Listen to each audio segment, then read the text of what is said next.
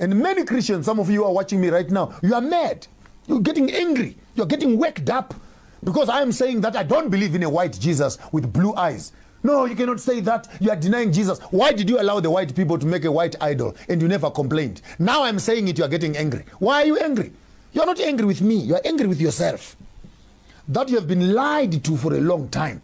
And for the first time, you meet information on your face, and it's causing lots of what we call here psychological misunderstanding, cognitive dissonance in more professional psychological language. It's your own conflict in your own mind with your own belief system. Decolonize God. Number two, decolonize humanity. We cannot be taken only as Africans who don't have a soul. We are Africans. We are Al-Kebalam. We are Bantu. And for this reason, when they tell us that you are slaves, you are less than nothing. Africans are animals. Africans are this. Africans are this. This dehumanizes us. And if we are to use the Bible as a text, it says we are created in the image of God. And if therefore we are animals, then God is an animal also. If we are stupid, then God is stupid also. And if we are less than human, then God is also less than human. Because what we say, we are in the image of the one who created us. Then we look like the one who has created us. And he who insults me, insults the one who has created me and has made me to be what I am. Therefore, an African must also have permission to identify with a God that looks like him. Yes, Buddhas in China, they can talk to their own Buddha. And the white people can create their own Messiah also, that blue-eyed boy, and hang them around. That's for them. Yes. So what's wrong if he's an African? And if it does not matter whether Jesus is black or white, then can we please have a Chinese one? Can we please have an Indian God also? Because it does not matter. Then all of a sudden, no, we cannot make him anything except white. Then you are giving white people an unnecessary privilege to terrorize the rest of us with their white concept of superiority, which translates itself into politics. We shall conclude there. Then thirdly, we need to decolonize and deconstruct the Messiah, the whole picture of Jesus. If you have a Jesus in your house, a white picture of a Jesus in your house, please burn it. That's a demon that is in your house. If you have a book that has a white picture of a white Jesus on it, please burn that book. Those are white demons. If you have a small little cross on your neck that is hanging with a white Jesus on it, that small little blue-eyed boy, burn it. That is a demon you are carrying in yourself. And we cannot as black people be calling on white demons to oppress us and evoking them, calling these white spirits to come and have superiority over us. The true God of the Bible was not a white man. Madagascar is 100 and something, 200 kilometers away from Africa. It's part of Africa. Yet North Africa, which is Israel, is separated by the Suez Canal and is not part of Africa. And this canal was dug a few days ago. Are you okay in your head? We are on the same platonic stone, Africa and Middle East. And God created a garden east of Eden. Therefore, Africa is Eden. We need to decolonize this Jesus story and throw away a white Jesus with his idols. I don't believe in a white movie star from Hollywood who is supposed to have come around and saved me from my sins. How can a white boy with blue eyes die for Africans when they cannot even share land with us? Show me one white man who has died for a black man. Show me one white man. 25 million people dead in the sea on their way to America for slavery. 15 million people dead in Congo. 25 plus 15, 40 million plus people dead. And all their blood means nothing except the blood of a white boy.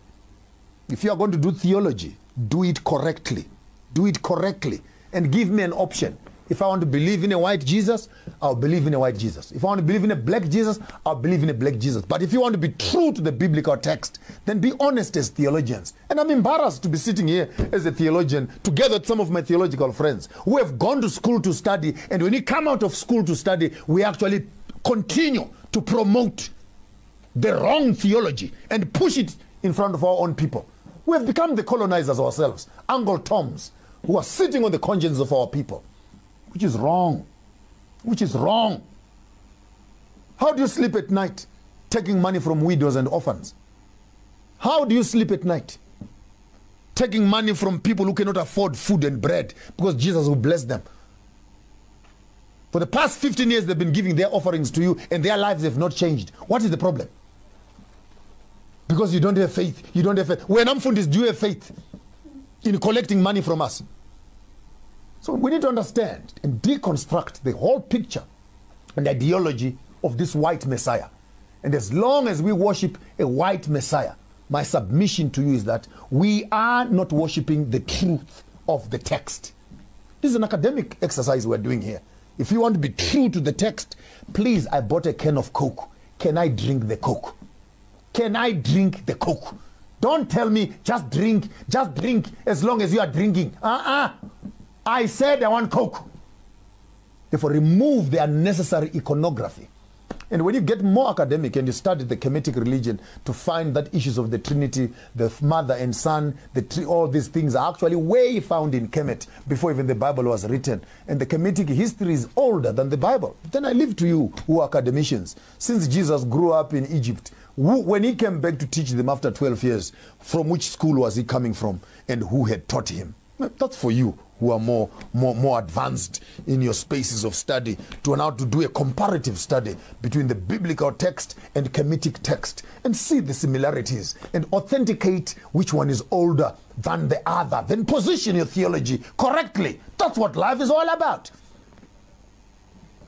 And ultimately, when you come there, you decolonize God, decolonize humanity, decolonize the Messiah, decolonize salvation. Stop selling religion. Stop selling hope to the people. Give people practical solutions.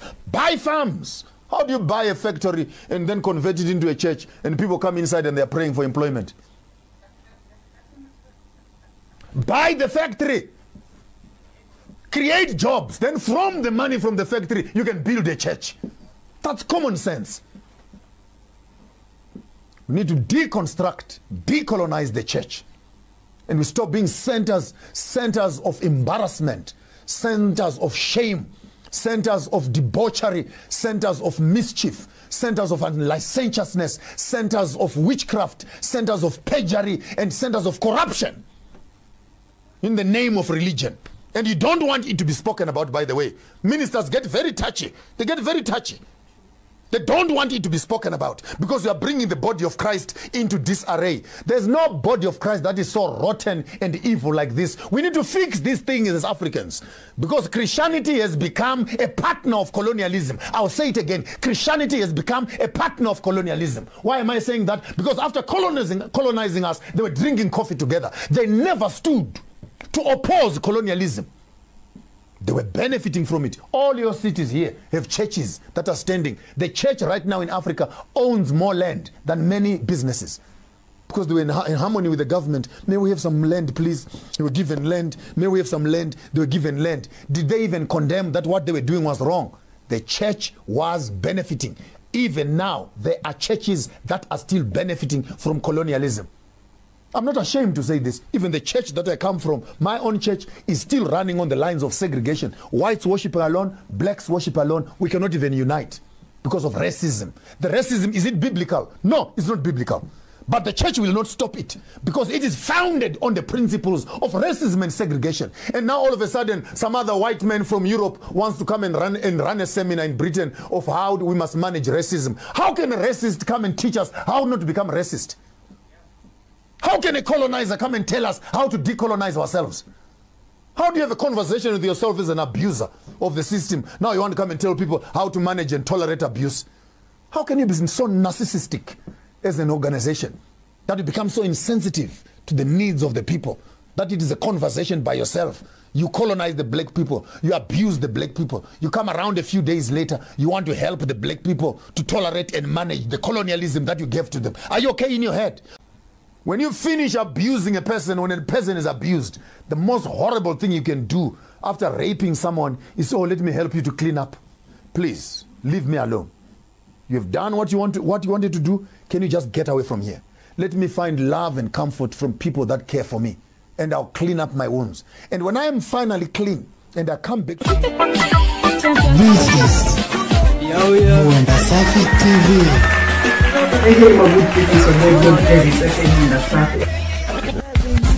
Mwenda Safi TV.